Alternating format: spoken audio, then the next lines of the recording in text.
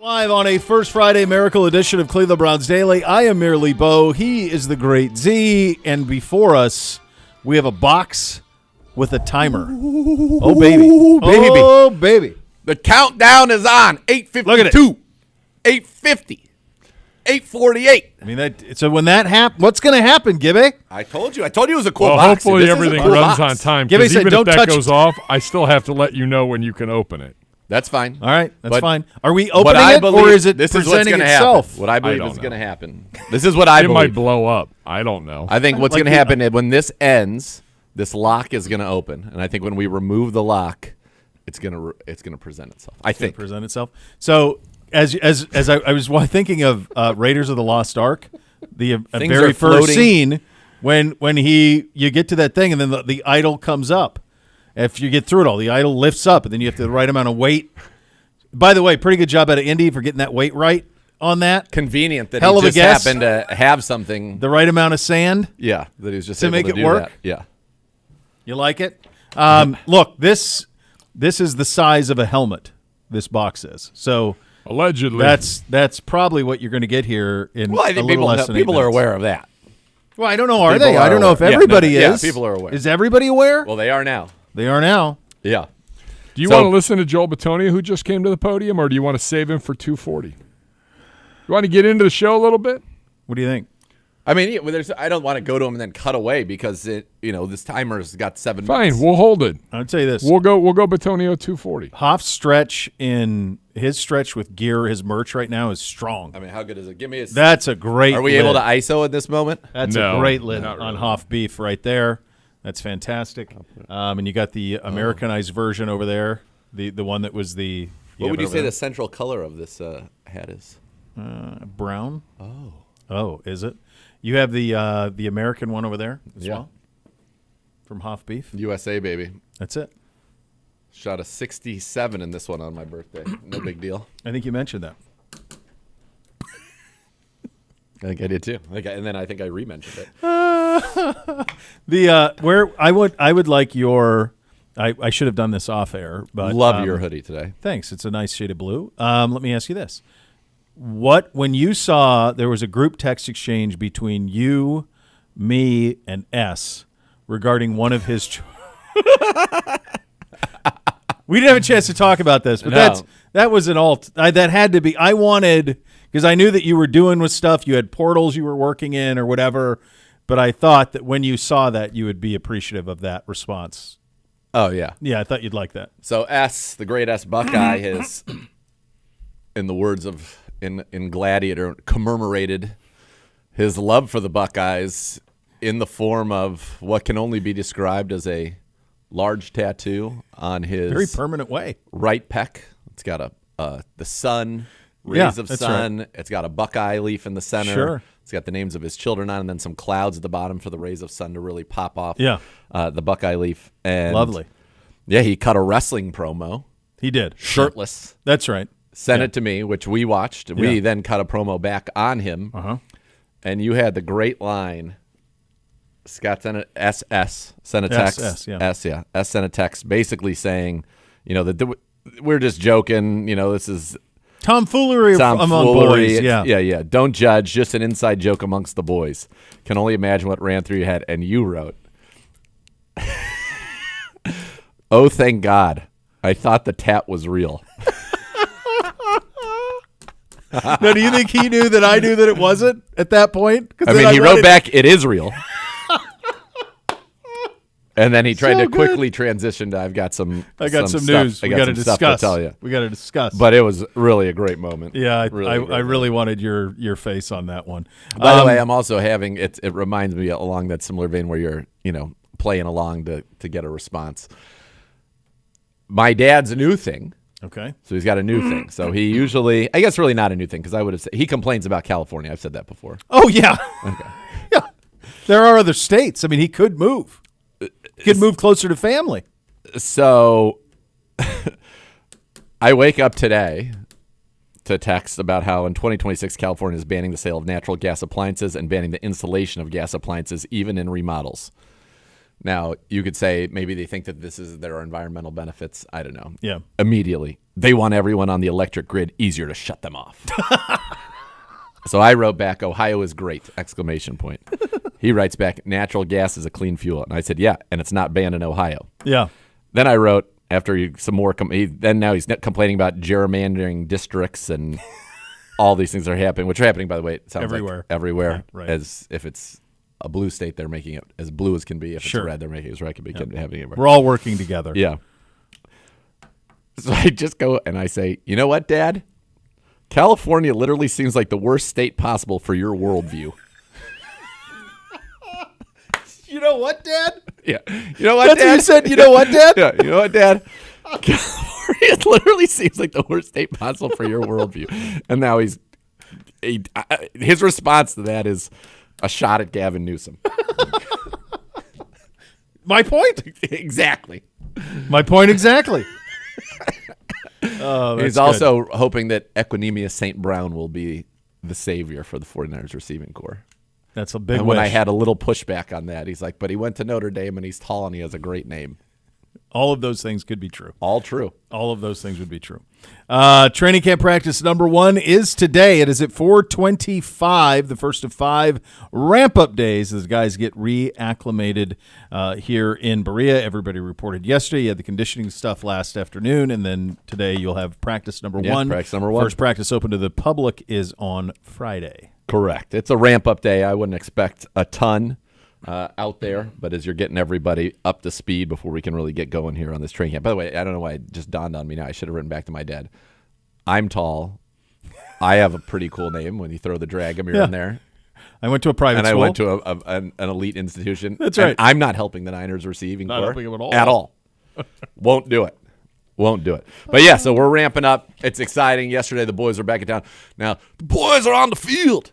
That's what's going to happen later here today. 4:25. The 4:25 to 5:55 start is a unique one. That would be an interesting question for Coach. What is it about 4:25 to 5:55? Like when you're doing your day, These are the only where two. do you land on 4:25 versus 4 o'clock? My guess is they wanted to get them in, maximize the meeting time. Look at this. We're now 143. Do you remember that in the days of beepers? I do, yeah. A little 143. Send Yeah. that to your honey. There you go. Let you know you're thinking of her. Some What's roster 90 moves. We're seconds? getting close to 90 seconds. Some roster moves to us to get to Deshaun Watson. Mike Hull Jr. placed on active, physically unable to perform list. David Bell placed on the active non-football injury list, and Jalen Gill has been waived. So there you go. Yeah, my call is the one that you really want to see back on the field as soon as possible because I think he's going to be a big part. We've talked about, this defense is going to be what this defense is going to be. It's going to come up front, and the investment in Mike Hall with your first pick last year, the investment in Mason Graham with your first pick this year, and a first-round pick, Mike Hall, second-round pick, obviously. You need those guys, and you need him out there. He's a young player. This isn't a veteran who has so many reps under his belt that he's just going to walk in. You need him out there. You need him getting reps. So that's one I'm going to really keep an eye on. David Bell just feels like, unfortunately, to this point, has not worked out at the hopes. He was so good at Purdue and very good against the best competition, including the Ohio State Buckeyes. It just has not, unfortunately, outside of a Week 17 game or Week 18 game in Cincinnati, it hasn't really manifested itself. And, of course, he had the fourth down catch and run from Joe Flacco against the Jags. But it just hasn't manifested itself there. I see a scenario where the Browns could go in with only 5 receivers this year. That room right now is a little tough outside of Jerry Jeudy. You've got a guy in Deontay Johnson who's been there. Oh, 2. 1. Are we there? I don't know what we're supposed to do. I don't know yet. Hold on. What are we going to do? What are we about going to it? do, Gary? It's alarming at us. Take out the yellow wire. Is it the it yellow or the alarming? red? Which one do we Cut cut? the blue one. Cut one. Where's Blue McGruber? one. Is it really beeping? Yes, it's beeping. Where's McGruber? He'll save us. Has this been? Does everyone in this building like us enough to not do something terrible here? I don't know. I mean, it's I don't know the answer to that. Larry question. Jackson looks It's like he's beeping. distraught, like he knows something's about to go down, and he didn't want to have to bear witness to it. He's looking away. I mean, You it's see him? beeping. Look at him. He's hunched over. He's like, I can't believe what's about to happen. can't believe it. I don't know what to do here. I don't. All right, hold on. Are we? Do we have? Gibbe, permission? this is incredible. Gentlemen, you may open the box. We may open it. All right, may here you open go. it. If you're watching on the stream, you're going to get your first look here. Easy. Okay. Oh, okay. Oh. Okay. Ahoy, Polloy. Okay. Look at this. Okay. Okay. A little matted out. It's matted out brown with the orange and brown stripe down the middle, a brown face mask. Yeah. It's a nice dark chocolate a brown. musket almost. Yes. I don't know. I don't know if I can push. Yeah, we'll push this back down. Yeah. There you go. So I am told, by Real the quick, way. first impression. I like it. I'm going to tell you this. I was a little nervous. Yeah. Right? The matte and the darkness is good. I think the matte and the darkness is very good. And the other thing that I think that was smart here, it reminds me of our old color rushes, the Bake eras. Here's what's cool about it. I like the fact that they didn't put white in the striping. Yeah. I think that there's no white on this helmet other than the chin strap, but everything else is dark, which is good. which I think works. And so this is Alpha Dog. All It's right. presented by Dude Wipes. It will be an all-brown alternate helmet that will be worn Let us know. Tell the people. with the You're up, all-brown Gibby, by the way. jersey, all-brown pant. It's the Color Rush era, not the Bait Color Rushes that had the stripes. Okay. It's going to be the brown, orange numbers, brown pants. So the only orange is going to be this stripe here, the numbers and the names on, and the TV numbers And then with the brown pant. with the brown pant. So it is going to be a full-on, Full-on, yeah. brown out. Alpha Dog, when's it going to be worn, you're wondering? Yeah. Wonder no more. September 21st, so the second home game against the Green Bay Packers, October 19th versus Miami, and December 7th against the Tennessee Titans. You're going to get that brown out effect 3 different times. It's a matte all-brown shell, brown stripe between 2 orange stripes, all-brown face mask. Will be the first time in the history of the Cleveland Browns that a brown helmet will be worn. And it So is you have presented September by Dude Wipes. 21, October 19, and December 7th. Very good memory. Yeah. There you go. I'm with you. When I knew this was in the offing, I was curious to see it, and once I saw the darkness of the brown, I think it's good. I think it's going to look good, and the orange is going to pop, and it's going to be it will be a full-on brown out. Here's what J.W. Johnson, Cleveland Browns executive vice president and partner, had to say, quote, Alpha Dog embodies what we set out to be as the Cleveland Browns, the leaders of the pack. We're excited about this new alternate helmet and the ode it pays to the rich history of the color brown as a part of our organization, switching it up from our iconic orange helmets. We look forward to the team wearing the all-brown helmet and uniform combination for the first time September 21st at Huntington Bank Field and leaning into the Alpha Dog mentality throughout the 2025 season. And there are, they put some, oh, here you go. This is what I was looking for. On our social channels, we put up some images of like the full operation. It's pretty good. It is good. It looks pretty good. It looks pretty good. It's pretty pretty good. And I think, the thing that you were hopeful of is, when you're brown, it can be tough, right? Yep. But the reality is they went so dark that it really works. I think I'm much more. I was cautiously optimistic about this because it's a tough needle to thread. Right. But this combo I like. It's a good job. It actually looks very Looks good. cool. I The see orange Denzel Ward pops. in it, yeah. Yeah. I'm excited about it. We had, I think, the white that was beautiful that we had that year, and now we're going to go into the dark, the brown, the Alpha Dogs. And I think that they absolutely got it right with the darkness of the helmet. I agree, yeah. It had to be dark, and it is, and I think it looks very good over those unis. I think it's actually a pretty darn clean look. Pretty good look, man. And I think the kids will like it. Yes. I think going matte helps Yep. a lot. I think that's very cool. And they went, it's dark. It's going to be a good Madden look. It is going to be a good Madden look. That's what it is. That's what it feels like to me. Yeah. It is like a Madden. It's like a Madden style look. Yeah. All right. There you go. Alpha Dogs. The Alpha Dogs, again, presented by Dude Wipes. The 3 games, September 21st versus the Packers, October 19th versus Dolphins, December 7th versus Titans. There you see it.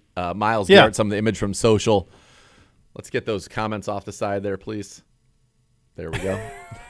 Mr. Hankey has no place around here.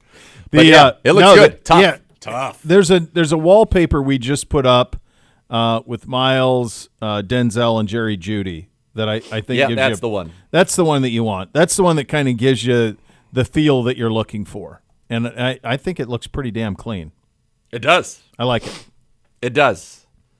It's one of those when you hear of the concept, you aren't quite sure how it's going to play out because it is admittedly so a little bit of a tough color, and it looks fantastic. And I think those uniforms are absolutely the right ones to go ahead and pair with it. Yes. Yeah. I think the lack of white on the helmet works. There's no white on the uniform anywhere. It's all just brown and orange. That's it. So, yeah. Nice. Good job. And you'll see it in the first month of the season. So, there you go. What was it, the 21st? Yeah, against when the Packers come to town. So, there you go. All right. All right, very good. I think, it looks good. Good job. A couple other things around the league. 2 final teams, the Steelers and Falcons, report to camp today. All 32 teams are in action, and away we go on the National Football League, my friend. We are here. It is go time. I think there's only one shell left, and it's the Packers. I think they're the only And what team are they left. doing? They're doing a throwback. I'm not sure what it is. I'm not sure what they're trying to do, but I think they're the only one that was getting a new shell that hasn't yet got it, and I think they're doing it tomorrow.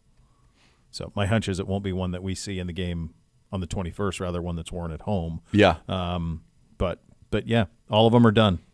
All right. How about it? Well, Yeah. it's going to be tough. I think it's going to look really good. I think it looks very good with the way that they did it. Yes. Like this combo. Yes. And the matte versus it being shiny, the darkness of the Dark. brown. Yep.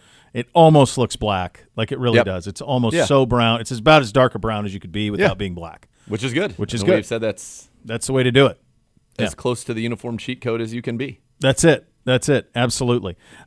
So this is, in terms of the practice that will happen today at 4:25, this is a ramp-up situation. What are we in for tonight this afternoon at 4:25?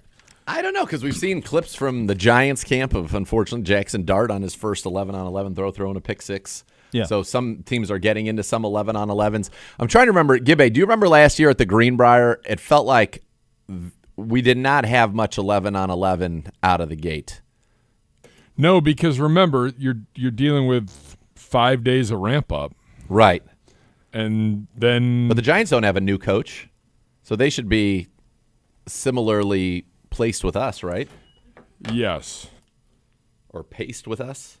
So I'm sure there are limitations on it, and I'm sure we'll get a sense. Coaches talked, right? no. Coach talks at 3:50, but I have a Big L luminary that's ready to join you guys after the commercial break. Let's go. Oh, there you you mean go. A Pro Bowl stud? Mr. Jerry Jeudy. How about there it? you In go. the house. All right. Well, How he about can join us, and we'll get his take on the new uniform look. Those are your hot topics today, presented by University Hospitals, official healthcare partner of your Cleveland Browns. Jerry Jeudy going to join us coming up next. You listen to Cleveland Browns Daily, presented by Ballybet, official sports betting partner of your Cleveland Browns on 850 ESPN Cleveland.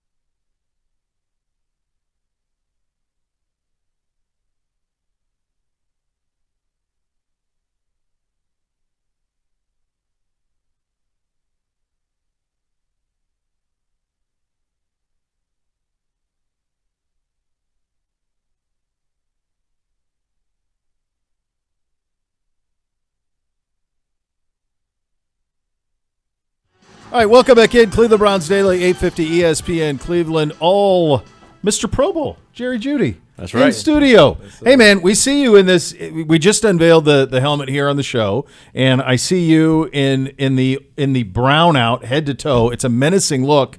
What do you make of the new gear, and what do you make of the new helmet here? I love it, man. It's definitely different. You know, it stands out. You know, the all brown just I love the way the look of it and everything about it, man. I'm excited to get to play in it.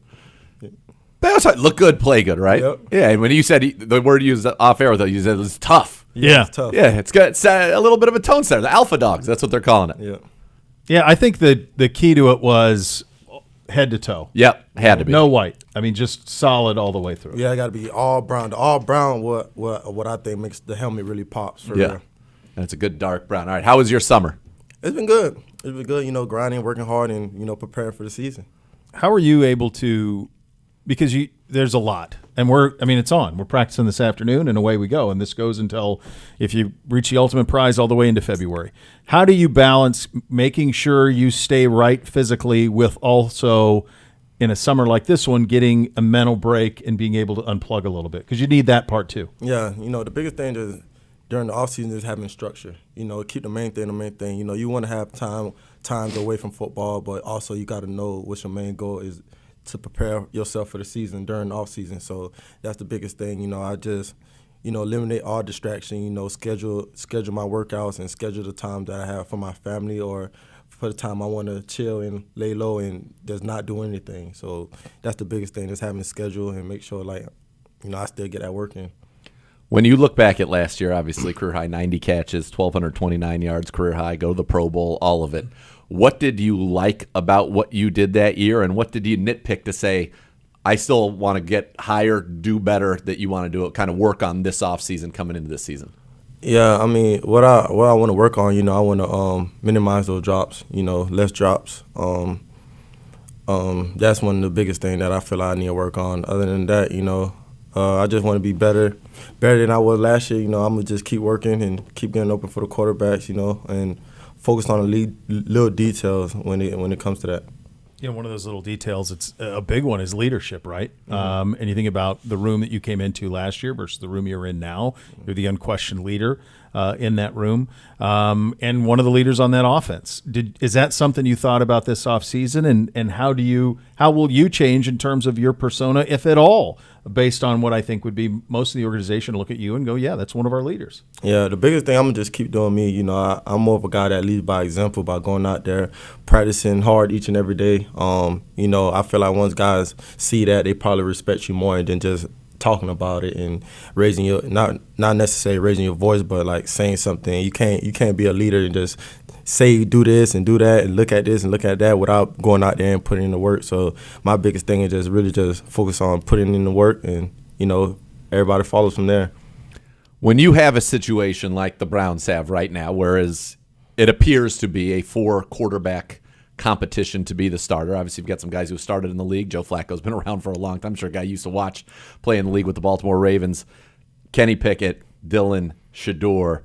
As a receiver, you know, getting on that same page, being able to have them throw the ball before you're out of your breaks, all of that. That takes time, that takes reps. How are you guys kind of balancing, from your room's perspective, the fact that, at least for a little while, it probably isn't going to be just one guy all the time getting all the reps? I'm thinking the biggest, I feel like really, you know, you can't really focus too much on what quarterback is back there. And, you know, even though it's good to have consistent play with the quarterback that you're going to be out there on Sunday with, but you just focus on your job, man, and just run routes how you know how to run routes, and just get open how you usually get open, you know, and eventually the ball going to come to you, and you're going to make the play that you need to make as long as you do your job correctly. Real quick, did last year kind of, and I know in Denver you had some times where it was changing a lot, but last year you had multiple quarterbacks throwing you ball. Does that kind of make this seem less daunting than it would have if you were somebody that had played with just one guy year after year. Yeah, that pretty sums up my whole career, man. It does. I've been playing with different quarterbacks since I got into the league, so there's nothing new for me. Like I said, I'm just going to still be out there and just doing what I do best, and that's what get open to make the job for whoever out there. You're always open. Quarterback. Always open. Exactly. Is there a common thread in the quarterback competitions that you've been a part of as a receiver? And of course, you had a front row seat to it being a receiver. Is there a common thread in terms? One thing you hear coaches say a lot is like you can't fool the room. That the room will tell you who the quarterback is. That type of stuff. Is there any things, any commonalities in your experience when it comes to a quarterback competition? As far as you get reps with certain quarterbacks, but at the end of the day, you still won't know who's the starting quarterback until that very first game who leads us off. But it's hard really to tell. I just like I said, do my part and just see where it goes from there. Is there a difference? Have you seen guys who at certain times there's practice players who thrive there, but then games maybe the lights are a little bit too bright, and this is at all sorts of levels. And I'm not suggesting any of our guys are, but just you got two joint practices set. You've got 3 preseason games, and obviously you probably won't play deep into any of them, but nevertheless, every single rep for those guys is going to be watched by everybody, you guys, everybody. Like it's a pretty wild thing to think about the fact you have 4 quarterbacks down there who all of them feel like maybe they could do it, and every single rep is going to matter. That's what I'm kind of glad at. Thankful for, because we got 4 great quarterbacks that have been doing a tremendous job throughout the offseason and throughout OTAs that really been putting in the work and they've been competing against each other, to bring out the best out of one another, and they just been doing a great job of that. And that's all you can ask for. There's nobody that's being low or looking at the depth chart or like feeling sorry for themselves. Everybody just coming out there to compete and work to get better. Speaking of competition, you get great competition in practice when you think about Denzel Ward, and you had that obviously in Denver as well with PS2. How much does that help you, and how much do you help them in that iron sharpening iron? How much is that fun, those one-on-ones, and seeing how that kind of plays out? Yeah, it's always fun. Like I say, you face those guys in practice each and every day, so what makes the games a lot more easier. Yep. Going against guys like Patrick Surtain, Denzel Ward, those guys are the top of the game. You're not going to face nothing better than that. So, being able to have those 2 guys in practice each and every day just going to make the games a lot more simpler and a lot less difficult. So, I enjoy having them on my squad. Now that you've had a little time you've done some traveling. I know you went to Paris, had a great time there. After that Denver game, we didn't win the game. So that was, and you had said that was all that mattered. But now that season is over, it is washed. Could you have imagined a return quite that good to Denver? Because I know that had to be somewhat personal for you to go in there and put that game on national television and just go bonkers. Yeah, it do mean a lot, just being able to have one of those biggest games I had ever in my career against my former team. That meant a lot to me. It would have been better with the win, of course, but 235 yards though is nothing to sneeze at. It's nothing to sneeze at. Of course, I'm just thankful to Coach Stefanski, and, just put him in the right position to be able to perform the way I did. And Jameis and the offense is doing a great job of just executing the plays for me to do my job. So, yeah, I'm just You may have retired a cornerback in that game. Yeah, that's my boy, too. We went to Alabama with each other, so I'm like, damn, man. I ain't mean to do you like that, but I had to. But you had to. I had no choice. I had to. Yeah. You kind of get you feel it at time. Maybe you're just scratching the surface now on what you're capable of, that this is kind of what you envisioned yourself to be as a pro. Yeah, I knew the type of player I was since day one, just entering the league. I just needed that opportunity to be really showcase that consistency. The beginning of my career dealt with some injury, dealt with different quarterbacks, different offensive coordinators, and now that I'm here, now that could finally showcase what I'm about, it's a great feeling. And just having the season that I had last year really just boost my confidence in knowing like exactly what the year going to be this year, and knowing how I'm being used, knowing that I'm going to be that number one guy to be able to perform like the number one should be able to perform, knowing that I'm going to get the ball. It's a big difference going into the season knowing that you're that guy to get the ball. Here's one thing I'm going to just throw out, because I talked about this going into last year. If you look at yards per target, that's something I like to look at when I really evaluate wide receivers. Your yards per target last year was right where your career yards per target is. You got 145 targets last year. You just got the opportunity to be great. And when you're 8.5 above, you're an elite wide receiver. It's opportunity. You needed opportunity. You got it. And then you said, this is what I can do. Yeah. And that's got to be nice, because one of the things that I think people fail or forget sometimes when they're looking at wide receivers, they just look at numbers. You can be open. Okay. The play call is there. You can be open, number one. Does the quarterback see you? Does he see you and make an accurate throw? Oh, yeah. Is he protected? You could roast a guy, but if he's on the ground, it doesn't matter. Yeah. But when it all comes together and then you do get those opportunities, that's when you get a chance to show what you're capable of, and I'm looking forward to more of that. 145 targets last year?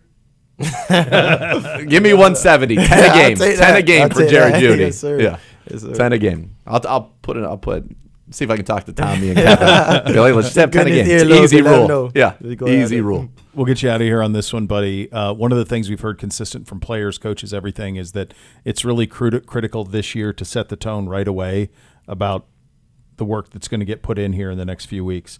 It's a ramp-up practice, but today at 425, how is that on your mind to set the tone about what the 2025 Cleveland Browns are all about? Yeah, I mean, every time I'm out there at practice, you know, I'm out there to set the tone and show everybody what I'm capable of and what this season is going to be like. You know, being out there at practice, you know, you got to compete. You know, you got to bring your best every day. You know, and that's what I'm about, and that's what I'm going to do.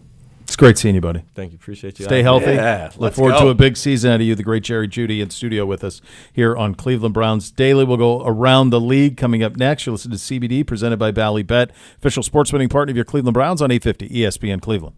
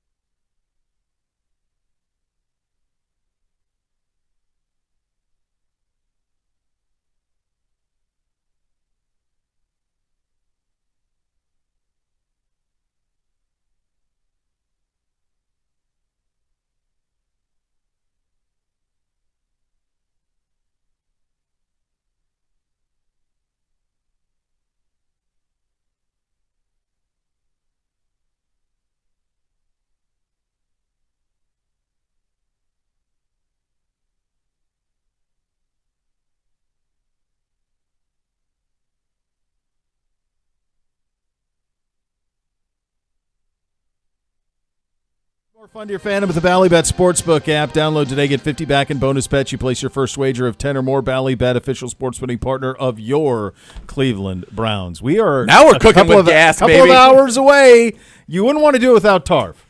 We got to get a little Tarv before we get into the. Good to see you, man. And this is Great a to see you guys. gorgeous Look at that Cleveland thing. Browns strength Oh, t-shirt. baby. That There is you go. strong. Oh, baby. Trying to fill that thing up. Oh, Fill it's it looking up for good. Cap. Yeah. Oh, gee. This is Lou a family Ferrigno show, right here. Tarv. Turn into the Hulk. Holy smokes, man. So, Tarv, you have to know this, that we did, and obviously, 2025, we did the quarter century Browns team, and then we wanted to add special coach division. You're on the all century Oh, yeah. team. That's it. You That's know a it. good honor. You That's know a good it. honor. You know We got it. work to do. You know work it. to do. Appropriate. It's appropriate. The honor is all ours. You mentioned that word work. One thing, we just had Jerry in, and one of the things, last thing we talked to Coach Stefanski about, everybody, is that there's a tone change and that this is going to be about work, and it's going to start here in a couple of hours. It's already started. We've been on the field for a walkthrough. It was good. We were moving fast and communicating, and that is our emphasis. We need to put in the work. Yeah. Every opportunity we get to do anything in this building, when we're at home, we got to study, we got to go. And we've done a great job of that in the offseason. Almost double the reps. Linebacker-wise, everybody's working, everybody's learning, and we're competing to be the best at each and every play. People like us look at the schedule. Coaches are focused on the walkthrough, the practice, all of that. And you would say that you always have to come out to a quick start. But when you know that the season does start with Cincinnati and Baltimore, and then we know what comes after that with the NFC North and then back to the Steelers, your first 6 games, is there something about that, like, there is no rest? You're starting in the division. Those games count double, and you're starting with 2 of them. So we need to take advantage of every single second we have to prepare for those moments. Exactly. When we're going through camp, we got to treat every day like it is that opportunity, because you only get that one at a time. And it really is the, however you want to say it, 1-0 each day mentality. The score's nothing to nothing. It starts from the start every day. Last night, Coach Schwartz for Huck's defense did a great job of telling them exactly what's expected each and every day, and every rep we get, every rep is so valuable. And like you said, as you start going through those, I don't know that order. You'd have to tell me that again. I'm thinking about practicing an hour. And you're giddy. And Mahmoud and Carson, everybody running around. So, but it's 17 sprints. We got to be able to play our best each week and be ready to play our best each week. And how does that start? The mentality starts playing your best every day. You have kind of a unique situation in your room this year relative to recent years where you do have the veteran in Jordan Hicks there. And then it's going to be a lot of people. Of course, Devin's been in the league for a little while, but it's a lot of young guys where you really don't know what maybe it's going to look like. You probably have an idea. Okay, here's what I think our base is going to be. Here's what I think our sub's going to be. But there's a lot of opportunity for guys like Carson Sweshner. You mentioned Mahmoud, Devin Bush, Jerome Baker new into the room this year, Winston, Buki Watson. I'm sure I'm even forgetting some people, but your room is as open with it. We know about Jeremiah, and man, we hope we can get him back here soon and that he's doing well. But it's kind of open for a lot of reps in what should be an exciting, aggressive defense at that second level. There is great competition in this room. There's guys that have played a lot in the NFL and been highly productive, like Jerome, like Jordan. And the best part is everybody that's been in a room got to play. Devin played all 3 positions. Mahmoud played all 3 positions. Winston Reed played well. When you just cut his snaps that he played well. Nate, when you watch it, he had a little bit of a setback body-wise early in preseason, but when you just turn on his plays, Nate will hit you. And Nate's had a good offseason, changing his body movement-wise, getting even more able to close more space. And then Easton, who's our undrafted free agent, he loves contact, and he brings it every day. So mentioning them all, the competition's there. You're smiling, I'm smiling. I am excited to see them every day. I think that all these guys need to learn all the spots and contribute because they can. How do you manage a guy like Carson, who we all expect to California. have a very, very big role here? It feels like he had a great summer, but now we'll see. And sometimes for rooks, it's drinking out of a fire hose. How do you handle somebody like him in this spot? Well, Carson's done really well, and I mentioned it before we left for the summer on this point, which is the biggest thing with young guys is to whatever happens on the play before, you got to let it go, you got to focus, and you got to go. And with Carson, he's smart enough and he feels football well enough to see and feel things early, okay, like Jeremiah did, and many, many, many others, and Jordan Hicks is a young player. But you got to be able to put that in the right pocket. It doesn't matter what happened to play before. What do you do now? And he's done that through the spring. So he needs to continue that, whether the call was right, wrong. Run to the ball, punch at it, get it on the ground, go to the next play, and then get in front of the huddle and do it again. Yeah. And the best ones, that's what they do. He has these traits, and he's got myself and Coach Dunn are all over him about this stuff. Carson, hold on. Here we go. Next play. Let's go. What are you thinking about? Let's go. And he's really good at doing that. So that reset of your mind, however you want to say it, starting again, he has it. Now we got to get it. And all young players go through that. Yeah. This guy's pure joy. Pure joy. I'm all fired now. I'm ready to go. I was like, Let's gosh, go. it's July. Are we sure it's football time? Oh, it's football You get a little time. taste of Tarver and you're ready to go. Yes. Great seeing you. Great seeing sir. you guys. Yes. There Appreciate he you. goes. Linebacker Coach Jason Tarver in studio with us here on Cleveland Browns Daily. We will go around the league. Coming up next, you listen to Cleveland Browns Daily presented by Ballybet, official sports betting partner of your Cleveland Browns.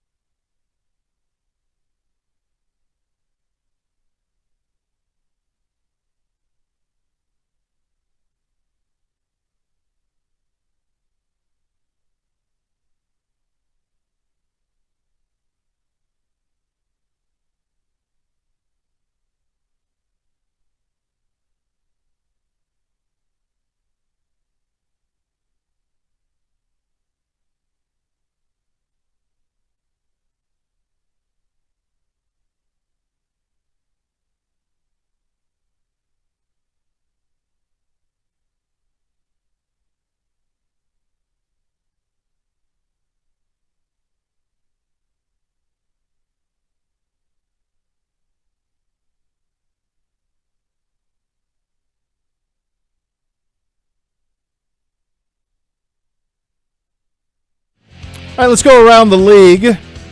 Veteran safety Tyrann Mathieu announced his retirement from the NFL. The Hunter Badger was a Super Bowl champ, a three-time All-Pro, and an All-American at LSU.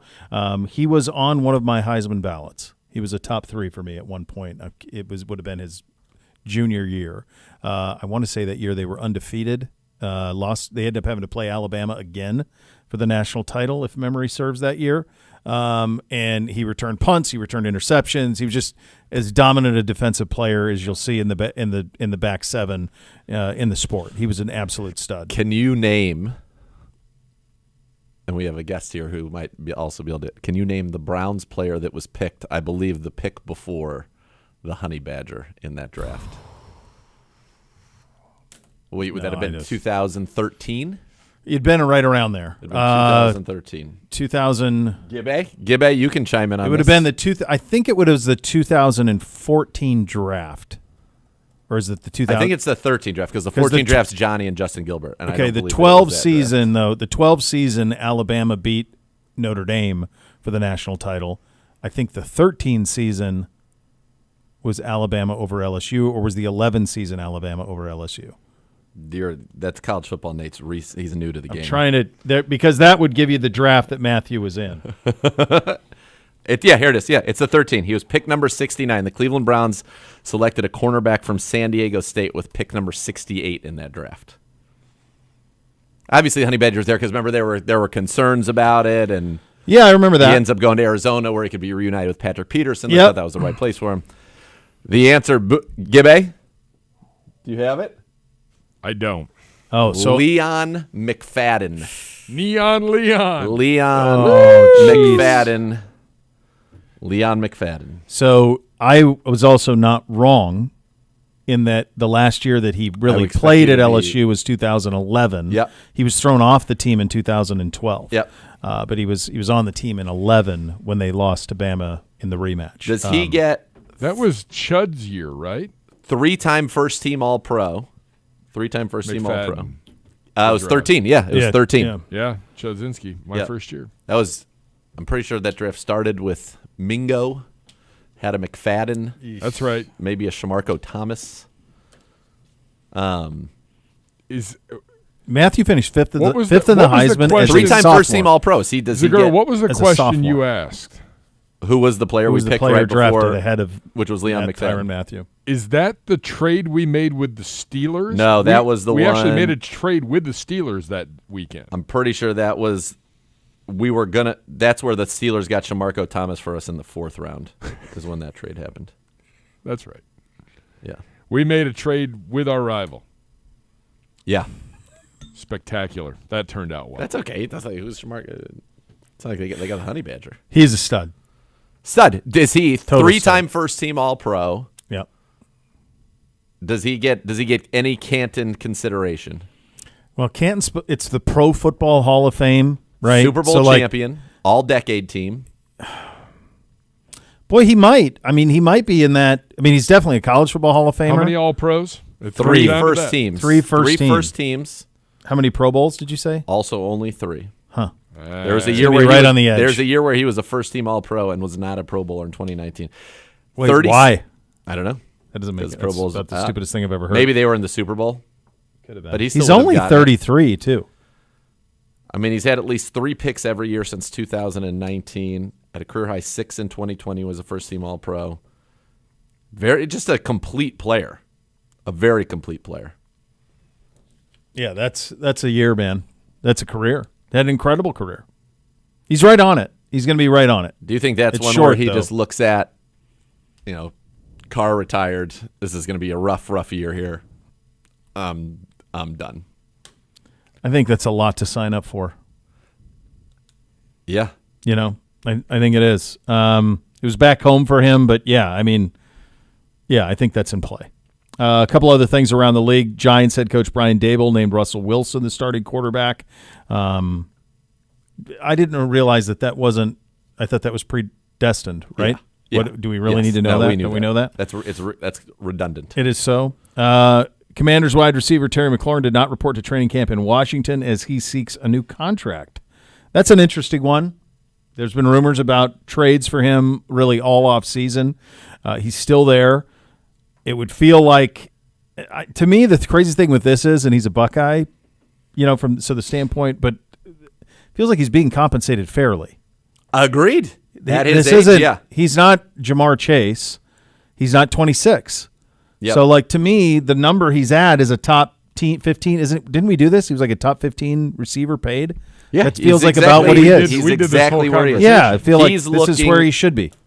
He is looking, in my opinion, he is looking for that one more big payday, and I think he realizes that every year goes by, he's not going to get it, so he's trying to force that hand, is my guess. Okay. That's the only thing that Yeah. I can think of. The Raiders are signing veteran safety Jamal Adams, reuniting him with Pete Carroll. He was shot out of a cannon, another LSU guy shot out of a cannon, and then probably will be most remembered for what the Seahawks gave up to get him. Yep. It was a lot. Yeah. It was a robust amount. A couple other things around the league. The Texans placed running back Joe Mixon on the non-football injury list as well. Did you see the back and forth? Diana Rossini had it on Trey Hendrickson and the Bengals. Hendrickson spoke to her exclusively, said he was across the river from Cincinnati for the last month. They've given him 2 offers, neither of which was close to Not even close. where he wanted to be. Yes. In a guaranteed. He talked about wanting to be a captain. He understood that he was going to have to make something work because of where they were as a franchise. According to in his words, it didn't feel like he was trying to. He doesn't need Miles money, that type of thing. He just wanted to be compensated fairly. He was willing. He wanted to be a captain. He wanted to mentor Shamar Stewart. All these things. It's classic negotiating in public 101. Yep. After Mike Brown and Duke Tobin and Zach did, their turtle soup presser on Monday. So, it's one of those things where when you hear this stuff as a Bengals fan, my hunch is you go, yeah, he's probably right. Of course. That's the MO. That's their reputation. That's the Which MO. is pretty wild because, they've compensated richly Joe, T, and Jamar. So they weren't, they didn't have to keep T. Higgins. Nope. They No, didn't. and that's where that gamble that you make is, now he's younger. He's going to be there for a long time. And here's the thing. I was watching actually some quarterbacks this morning giving Luka a bottle, and at one point, I'm pretty sure they said that the Bengals had lost at least 3, it may have been 4, games where they scored 33 points last year. Yeah. So you could say we're just going to outscore everybody, but that didn't even work last year. You needed to keep that defense was the problem. Yeah. And now you're weakening it with its best player.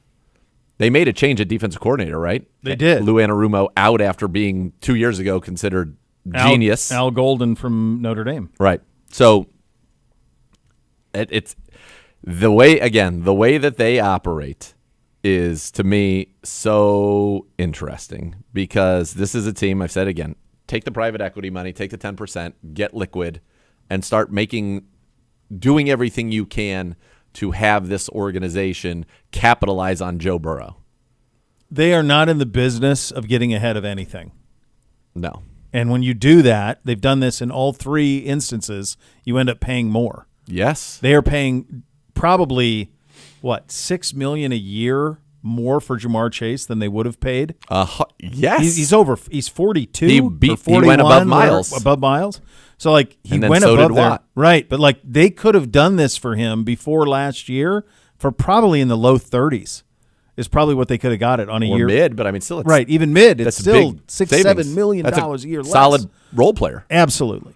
I also think if Jermaine Burton would have been better, but there were always question marks with him off the field stuff. He was not good last year, and if he were better, maybe they don't have to keep Higgins. But also Burrow wanted Higgins, and Burton didn't show him enough. So that's it, and that's why I said what I said yesterday about Shamar Stewart and Hendrickson for them. Their defense is going to be bad no matter what. It is critical that they make 1 or 2 game-changing plays a game, and they got to get it from the defensive ends. They got to. That's it. That's their only path. Yeah. If they don't create pressure, you're going to light them up. It's your one chance. And they have. They've invested a first-round pick, and they have one of the best pass rushers, NFL sack leader. Come on, you're in the window. From their perspective, let's go. Get these guys in. For our perspective, take your time. Take as long as you want. Take as long as we don't need it. We're better off without you, kids. Yeah. To say the least. All right. He's here. He's to my right. He's in a spectacular polo. Looks great. Fantastic look at him. Andrew Siciliano going to join us coming up next. You're listening to Cleveland Browns Daily. We're presented by Ballybet, official sports betting partner of your Cleveland Browns.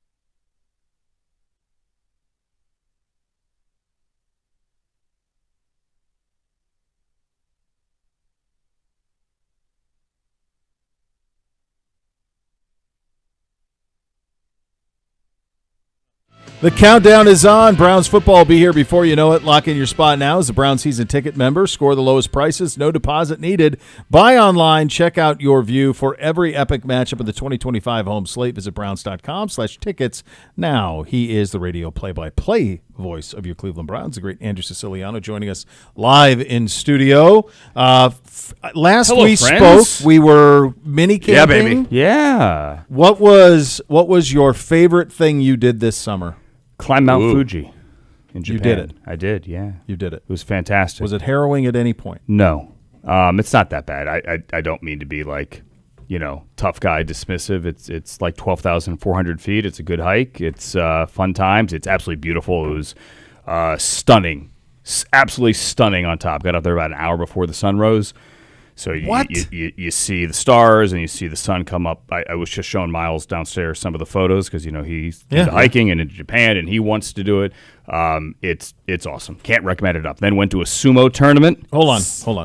That was great. When did you start the hike to get there 2 hours before sunset? Okay, so good question. Thanks. Japan, the public parks, whatever, they are trying to discourage what they call bullet hiking, which is people that want to get up there for the sunset that maybe go about 10 o'clock at night and just go straight shot, or maybe 8 o'clock at night, depending on your fitness level, and go straight shot all the way up.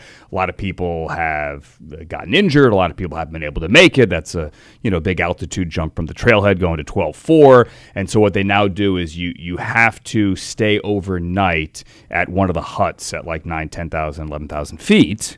Oh, And so I see. you need to go in the day before. So a leisurely hike up to like 9-2 the day before, get in a sleeping bag, get something to eat.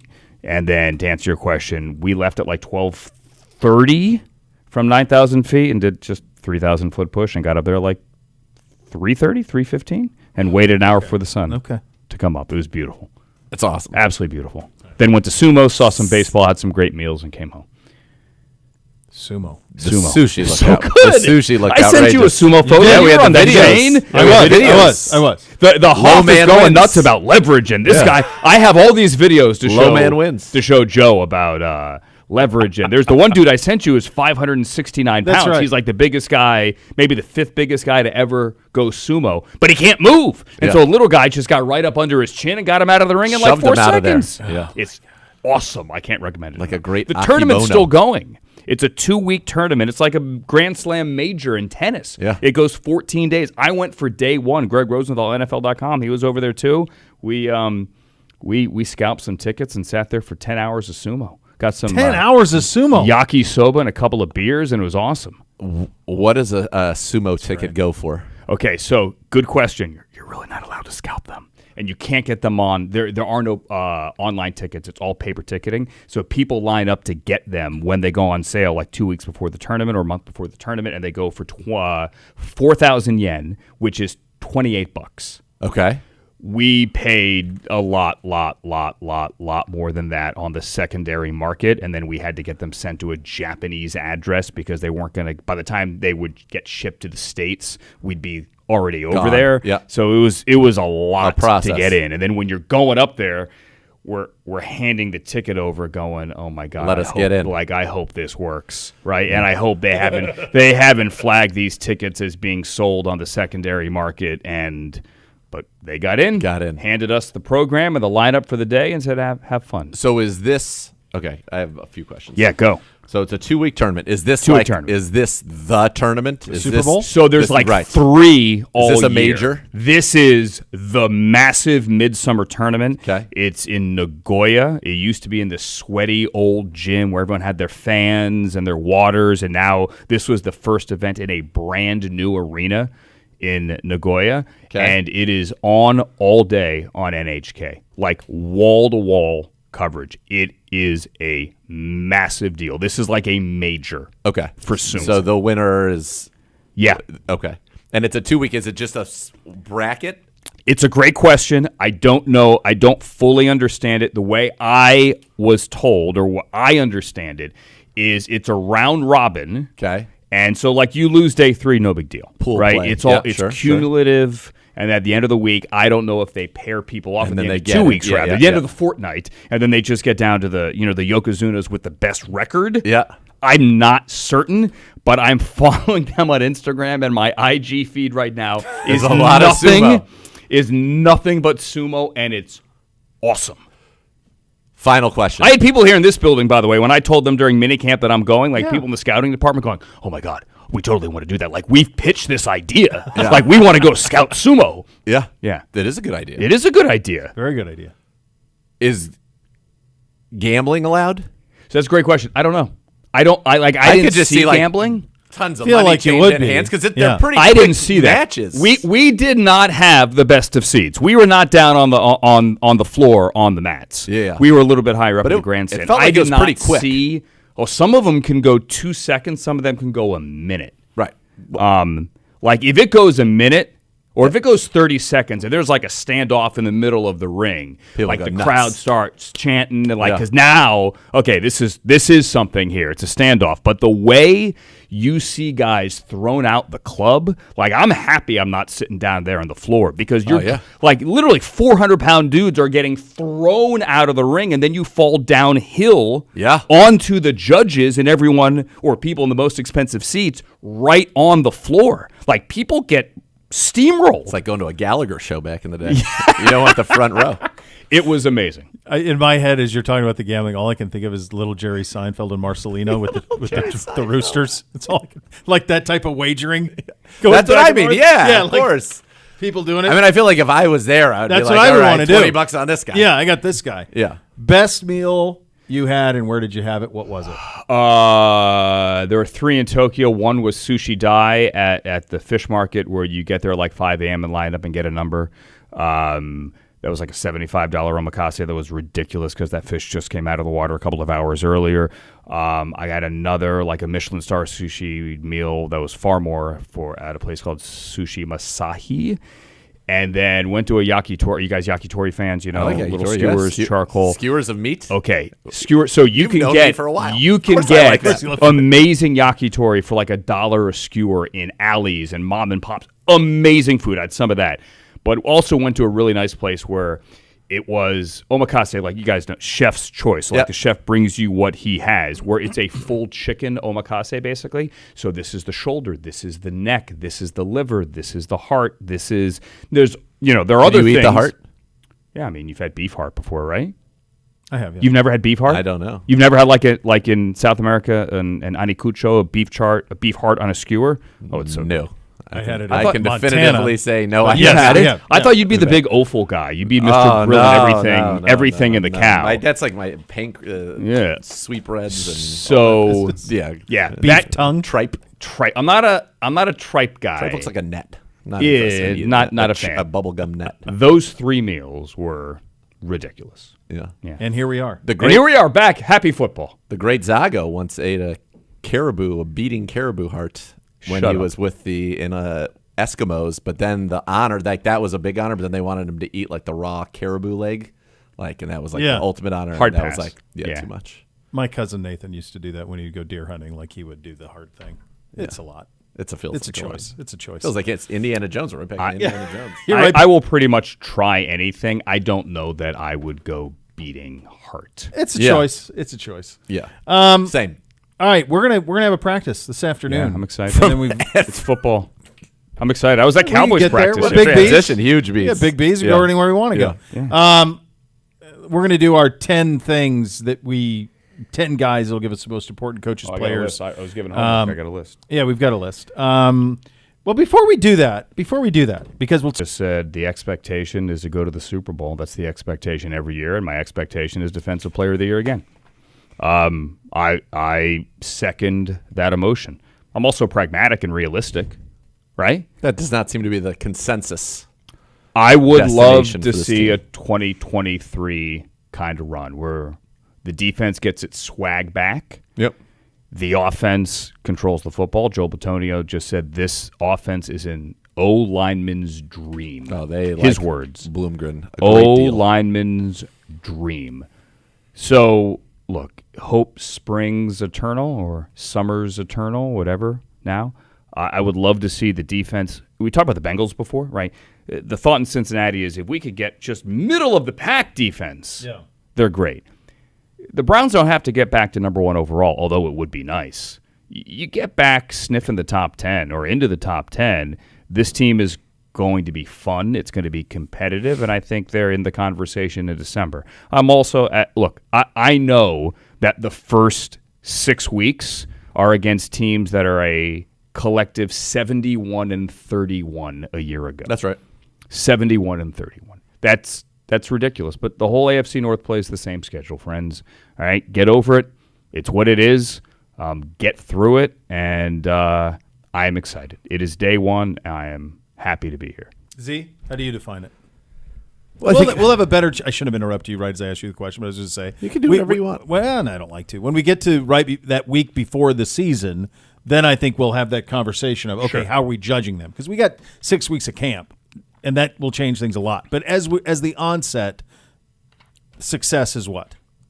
As I sit here right now, knowing what I know, success to me looks like we are ascending at the end of the season, that we have a definitive answer on hopefully a quarterback that is currently here to say, yes, this is our guy. That'd be great.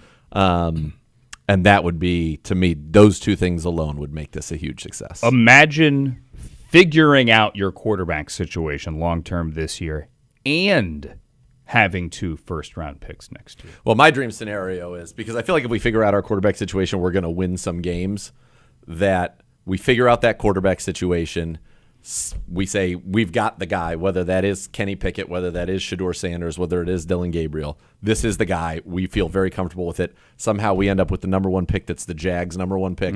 We trade that for 3 number 1s, and now we have 7 number 1s over the next 3 years to build this team as we get ready to move into the enclosed Huntington Bank Field. That would be amazing. But the long-term answer, which you under your scenario we would have found this year, has to be a knockout at that point. Because otherwise you're going to be... Because the picks at number 1 at quarterback, I'll go back to the Rams. I always go back to the Rams. It's my weakness here.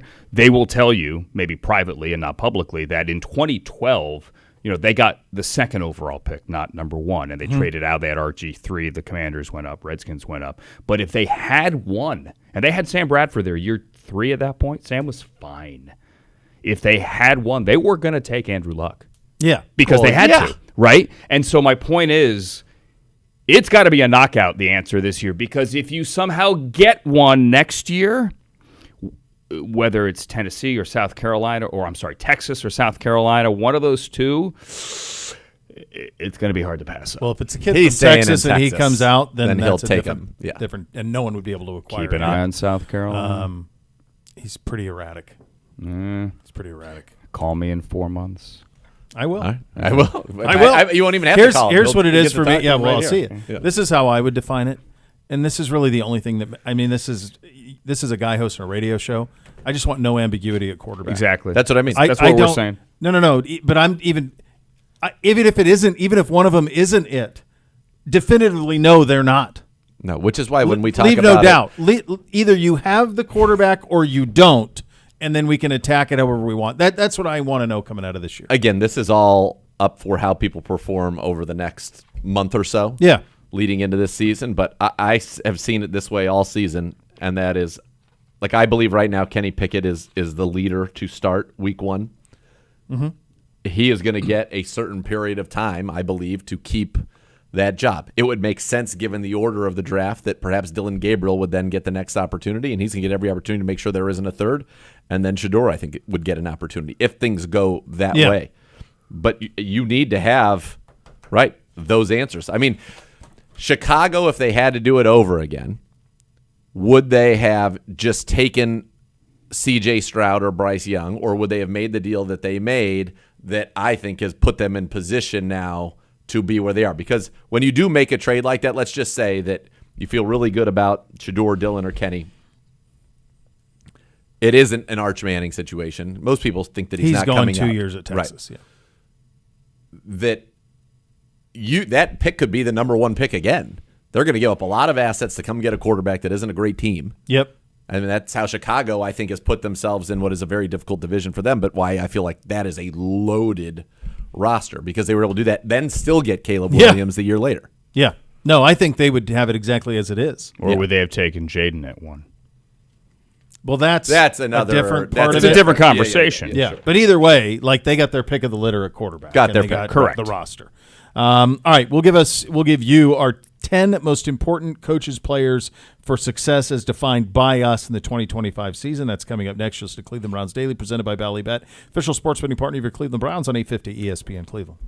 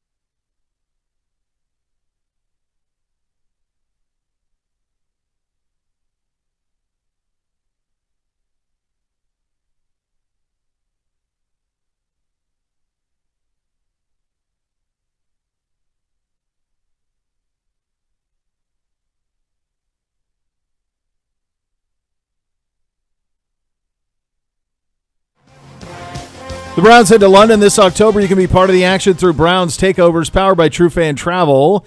If you head to browns.com/takeovers to book today, you'll receive a 5-night hotel stay, a double-decker bus tour of London, a welcome party on the Thames, opportunity to hang out with Browns legend Josh Cribbs and 3-time Pro Bowl corner Joe Hayden, all-inclusive pregame tailgate and ticket to the game. Visit browns.com/takeovers to learn more, and we will see you across the pond. All right, we've been tasked by Gibbe to give you our 10 coaches or players that are most important for a successful season as defined by us in 2025. You want to start at number 10, or should we go one and then up, or what? I think our ones are all going to be the same. I think the ones are all the same. Probably all going to be the same.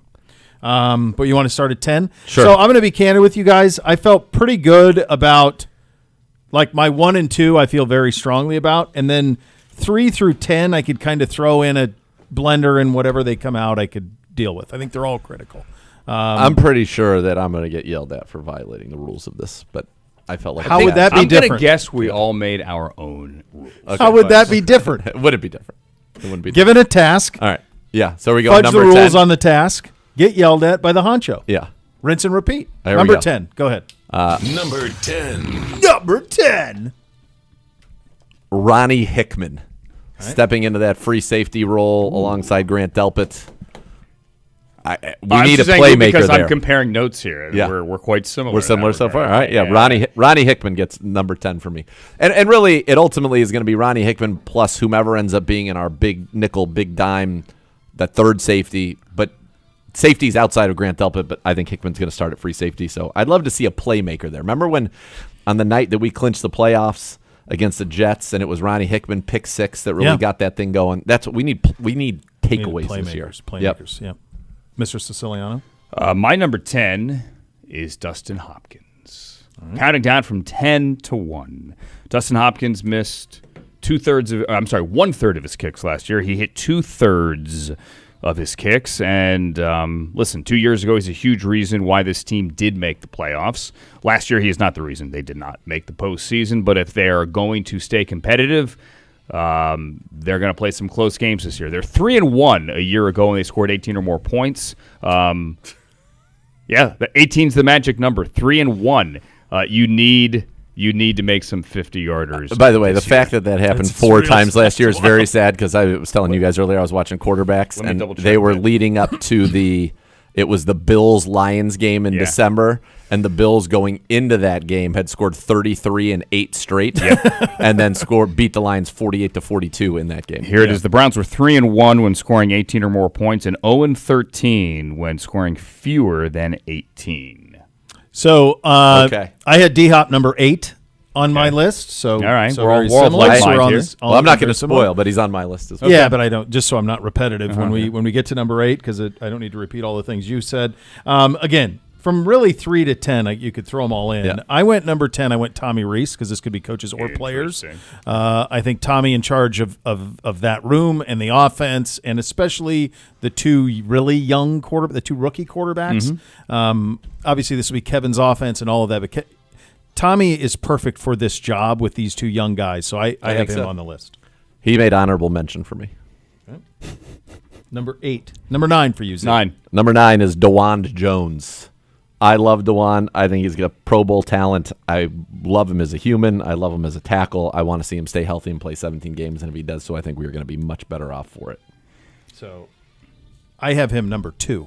And Okay. to me, he was the definitive number 2. Do we want to reveal all that now? Like, I think so. Okay. 'Cause for time All right, so then I had D-Hop. I had D-Hop 4th. Okay. Okay. For the record, and maybe I should have said this earlier, I took head coach and quarterback out of this because I think those are a given. I Oh, think they then we'll live have on their different own number island. ones. We're going to have different number Okay. ones. then, I have Ronnie Hickman number 9. Okay. Okay, we're of like mind there. I have DeWan Jones number 1. Okay. Under that rule, under my rule, which I made up, no coach, no head coach, no quarterback. I have DeWan Jones number 1. I echo everything you just said about DeWan as a person and as a player. Let's not forget here that this is a big experiment. He didn't have a lot of time at left tackle last year before he got hurt in New Orleans, and that was heartbreaking to see. Yep. We could kind of see it because we were so high in New Orleans that we were basically above the roof. Yes, we were. But remember, DeWan only had the one game at Ohio State at left tackle. He has expressed understandable reservation about going there full time. It's one thing to have him stay healthy. It's another thing to actually really play well. I believe he can, but, cross your fingers. I am optimistic, but we talk about the quarterback success. DeWan Jones' success at left tackle will play a role in that quarterback success. And the reason I have it so high is because if he's great, you don't have to worry about it next year in a draft Yep. that's really good with it. Absolutely. Great. So that would be a lottery ticket if he indeed is. All right, number 8, Z. Another one of my favorites, MJ Emerson. I have MJ number at 8 as well. Look at that. MJ Emerson. I really think he can be one of the top cornerbacks in this league. I think we've seen it, 29 passes defense in his first 2 years last year. He said it on this program to us. I know it was not the season that he wanted. He has been so focused on getting back to being the player that he was, and if so, I think He to me is the one guy who can be an heir apparent to Denzel Ward and play with him and keep that secondary, so good for so long. So I think it's a big season for MJ. Yeah, I have him at 8. Miles mentioned him earlier today when he was asked about the defense overall and who he's looking forward to seeing this year. Camp, obviously the opening to that, and he mentioned MJ getting back to the player he knows he can be from 23. I went Schwartz here. Okay, good. It's got so much invested in the defense. Defense got to be great. So I had Schwartz number 8 on my list. Number 7. Carson Schlesinger. I just think with JOK out, with really, Hicks is really the only guy that's done it at a high level for a long time in the league in that room. Joan Baker's obviously been in the league for a while and been very good, but you drafted him 33rd overall. Mm-hmm. You lose JOK. You need him to be an immediate impact player. Yep, I have him at 6. I have him at 6 as well. Okay, I have Alex Wright at 7. Figure out the other defensive end, whether it's Alex Wright or whether it's McGuire or whether it's Joe Tryon Shoyanka, whomever it is, whether it's a combination of those 3. It doesn't matter. I know that Alex Wright, go back to week 2 with the safety in Jacksonville to help win that game. And I know he was playing hurt even at that point. Yep. If Alex Wright can be the guy that I think a lot of people think he can be, and Miles said earlier today as well, like Jacques Césaire has said, that other spot is wide open. Let's go. Somebody go win it. Like to see Alex Wright go win it.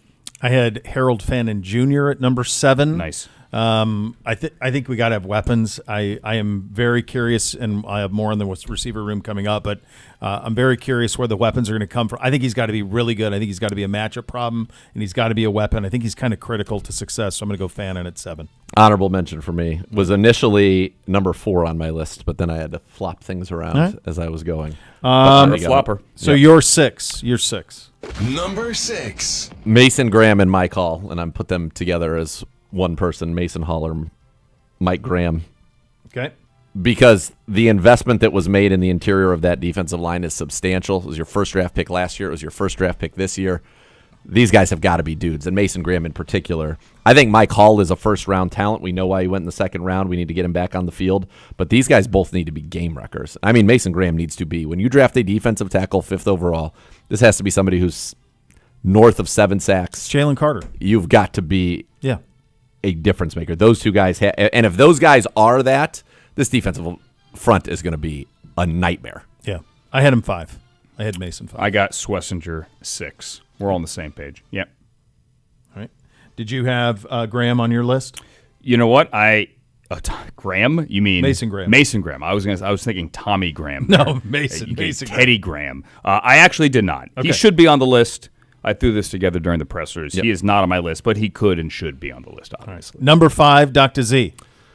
Number 5. I'm just going to call it the running back room. Obviously, we don't want to get into specifics due to what's going on off the field there, but this team coming out of this draft was to have gotten back to its identity, which is why I moved Bloomgren to honorable mention, but that is running the ball. And Kevin Stefanski said that he and Mike Bloomgren see the run game the exact same way. It's probably very similar to how Bill Callahan saw the run game. The linemen love him. You talked about that earlier. We need to be able to run the ball, and it's going to have to obviously come from that room. We don't know today as we sit here what that room is going to look like, but at full strength, it had to be a backbone of this offense. All right, so that's 5 of Yes. Bloomgren 5. I have the running backs. running back room. Okay. Yep. I have Tommy Reese 5. You have Tommy 5. Yeah. I had the this is how I phrased it. One of these running backs needs to be a dude. Mm-hmm. Yep. Mm-hmm. So I have it. That was 3 for me. I have Dylan Sampson at 3. So I so just that's picked similar. him. That's so similar. yeah. Yeah, so that's similar. So we're in a similar vein Yeah. here. With that, at number 5, I had Mason Graham. So there you go. All right, and you had D Hop at number 4. Correct. So we go to 4 for Mr. Siciliano. I go Cedric Tillman at 4. Somebody's got to be the 2. Someone's got to be the 3. I would love Cedric Tillman to be the 2. I would love to see the magic that we saw beginning with Week 7 and really Week 8, obviously, with the Jameis win over the Ravens, help from above. I know that it is there in Cedric Tillman. Need to see it. Need to see it consistently. You guys had Jerry Jeudy in here earlier. He needs a wingman or men, and I think Cedric can be that guy, but you have to see it, and you have to see it consistently. I had him 4 as well. I had Cedric 4 as well. I think it's we need to see. He's just got to play. He's got to be who he was drafted to be, and he's got to play, and we need him to. We really need him to. So I had him 4 as well. Was he in your top 4 or not? I have third. I have Tillman and Deontay Johnson. Okay. And to me, it means what you guys said, and I added Deontay because the guy was a Pro Bowler. This guy's got a 1,000-yard season under his belt. Yep. You can go to 37, F1. He was the leading receiver in Carolina at the time that relationship ended. We need him to be one of those guys. Has to be a real number 2. It would be better if both of them are playing well. Let's call it like it is. We need him to be the guy that doesn't. No, well, on the field, yes, but you need him to be the guy where the organization doesn't go, you know what, we're good. Yes. It's got to be a pro. We're good. All of that. Yeah, because if you're sensing a common theme here, and these are all, you had DeJuan number 1, I had him number 2. We're doing Tillman. We've done the receivers. We're all in the top 5 questions for a successful season. It's all offense, and we haven't even done quarterback yet, which is going to be 1 for us. And the reality is that even if you land the quarterback, there are a lot of question marks on this offense in terms of where the production is going to come from. Yep. We don't know where it's going to come from in the backfield. We know Chief is proven. We know Jeudy is proven. But typically in the NFL, you need 3 or 4 proven targets that you can throw to that you feel good about, and we're not there yet. So that's where this is going to be critical over the next 5 to 6 weeks. Hey, I went down a Luke Floria YouTube rabbit hole last night. I'm excited. So you know when you're ready for camp. There we go. I'm ready. All right, number 2, Dr. Z. So you said Schwartz earlier. 2. I just said the defense. This defense Yeah. needs to go back to being a top 5 defense. That's everybody. That's the unit of the defense needs to do that. Yeah, and I think this really needs to be a top 5 defense. Yes. If this is, and it should be based on what's been spent on it. Yep. It should be a game-wrecking, not just monetarily, but and there's been plenty of monetary spend, but also draft capital. Your first 2 picks are defensive players. Can't be on the field for 70 plays a game, though.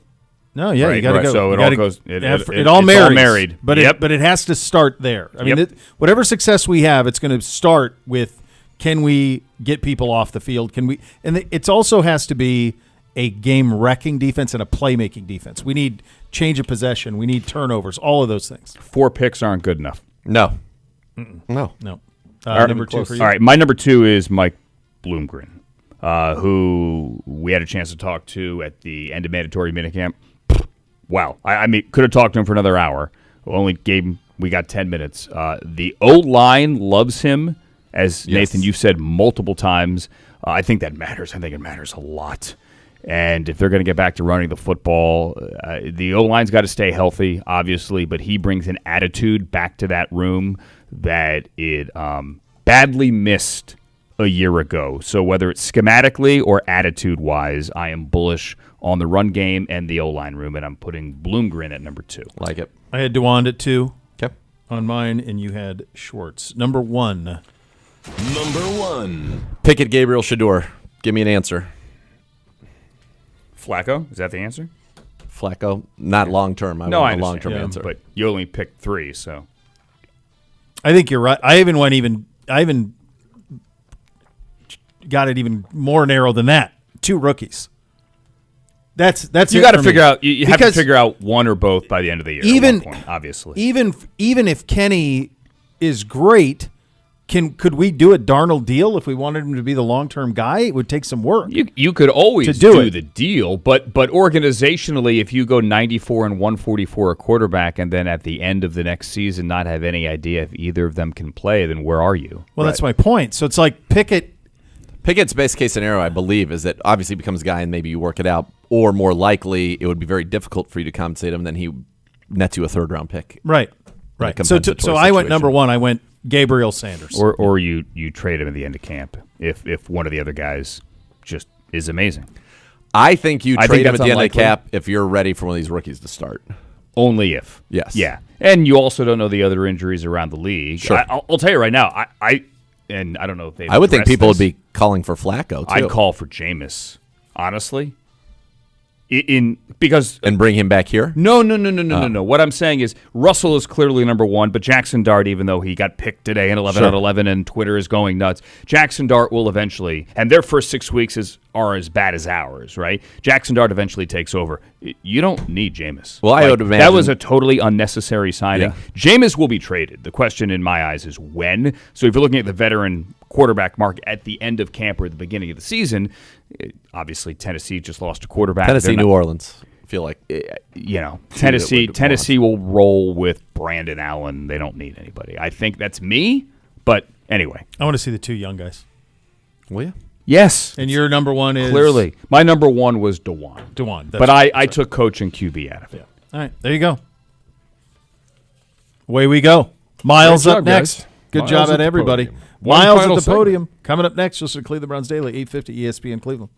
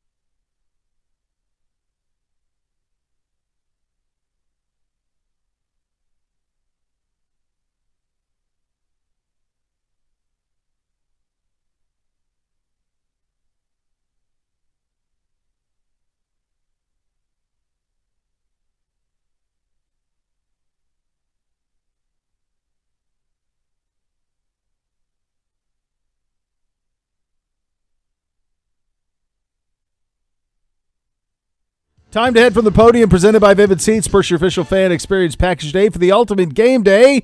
Here is Myles Garrett at the podium. Myles, what do you think? You're done. Positive. I think guys are looking forward to get on the field, prove themselves, and just getting better each and every day. How do you enter? So you're 9. So how do you enter the camp with expectations for yourself and this team? Expectations are higher than ever. Expect to bounce back from last year, myself and defensively and as a team. So the standard doesn't change, or at least it doesn't lower. It just raises and improves. I think we have guys who are older, understand, know both sides of the coin. Come from a really good season, come from a really bad season. They can happen just like that. So you've got to take that into account every single day when you're training and getting to know your guys. The margins for this game are very thin. Myles, every year you talk about raising your game, taking it to that next level. Even with the Defensive Player of the Year, the trophy case, all the accolades and all the records you've already amassed at this point in your career.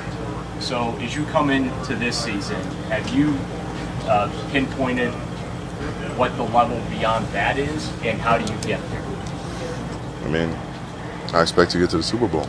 That's our expectation every year, and I expect to run back to Defensive Player of the Year. So, keeping both of those things in mind, I have to be the very best player I can be every single day, whether we're practicing or playing. As soon as I step foot in the building, I have to be the best version of myself and the best leader I can possibly. Myles, I know every year it seems like you talk about a different theme or focus for your off season. If you had to define that this year, what do you think it was?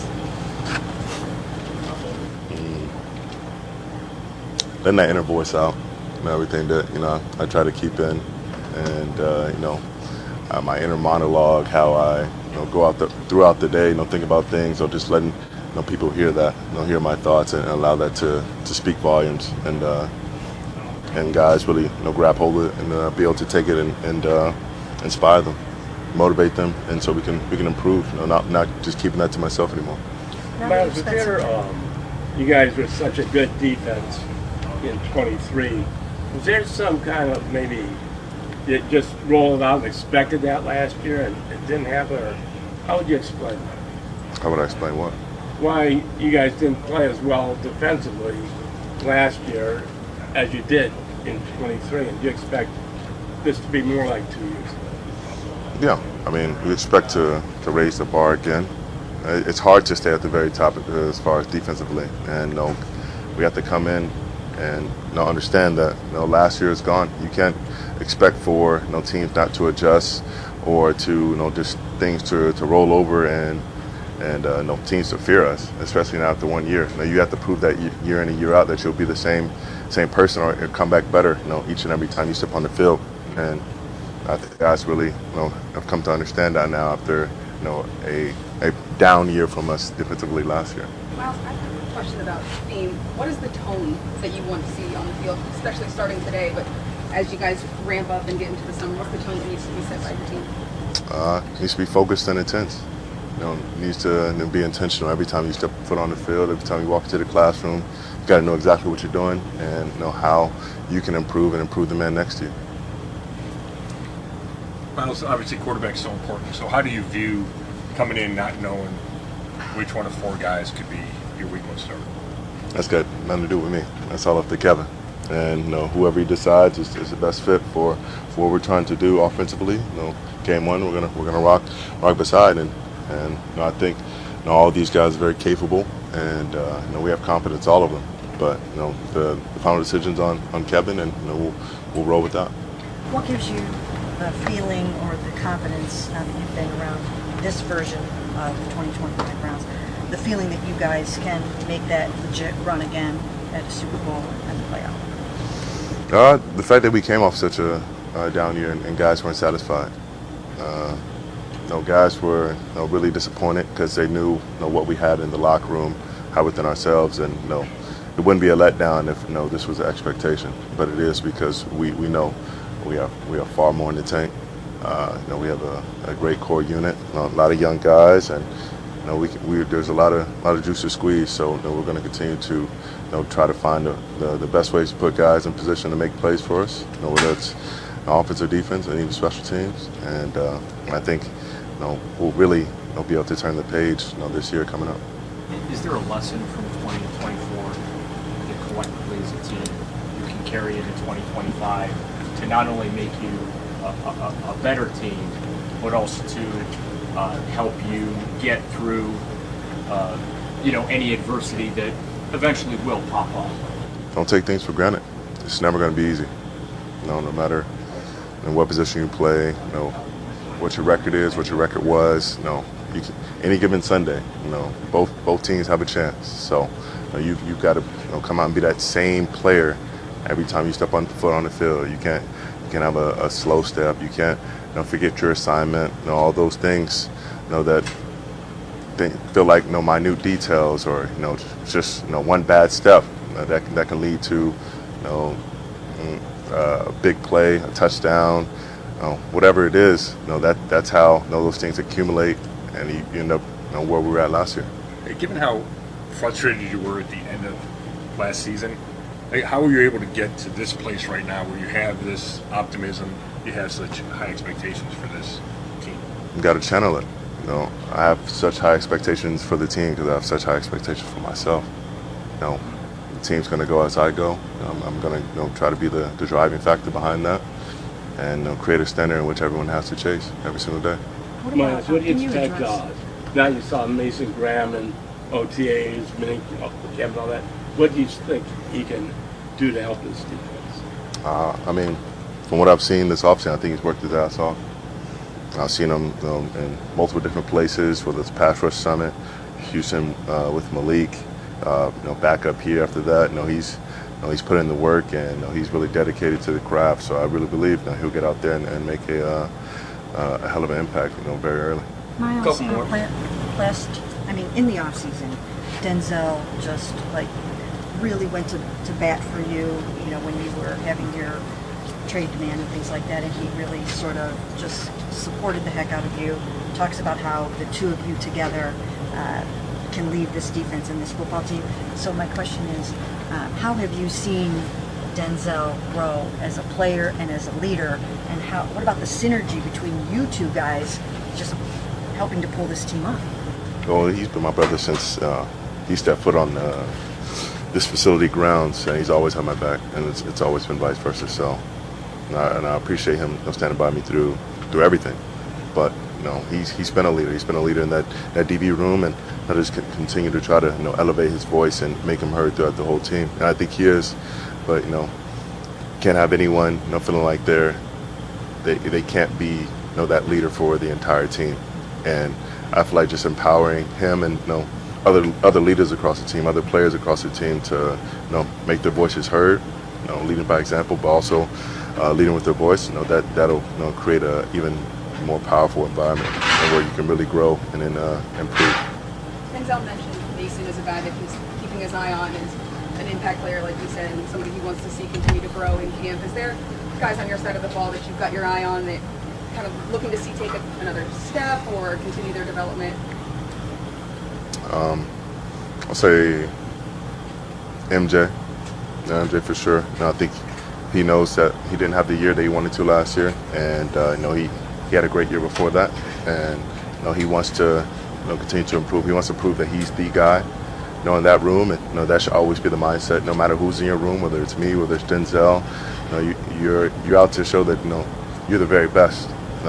Whether it's on your team or across the league.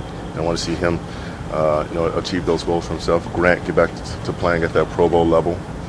I want to see those linebackers step up, especially the young ones. I think DB has a lot to prove, Special D has a lot to prove, and who's going to be at the end next to me. And I think a lot of guys are really taking hold of that challenge. Jock has made it very, very clear that it's up for grabs. So look at it like that. You've got to attack every single day. You can't let off the gas for even one play. All right, there you go. They'll be on the practice field in about an hour and 32 minutes, something like that. So there you go, kids. We are back tomorrow to break it all down. Thanks for listening to Cleveland Browns Daily, 850 ESPN Cleveland.